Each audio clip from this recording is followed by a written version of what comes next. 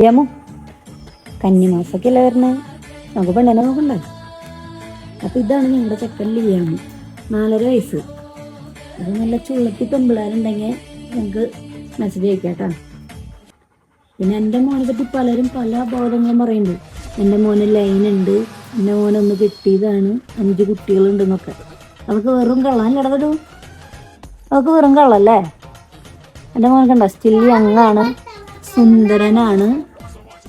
അപ്പൊ നല്ല കുട്ടികളുണ്ടെങ്കിൽ പറയാം. ഇവിടെ ഒരാളുണ്ട്, പക്ഷെ ഞങ്ങളുടെ പെങ്ങളാണല്ലേ, പെങ്ങളാണ്, പക്ഷെ ഒരു 5 കുട്ടികൾ ഇല്ല. അമ്മ വെറുതെ പറഞ്ഞത്. എൻ്റെ മോന് ആരും ഇല്ലല്ലോ കേട്ടോ.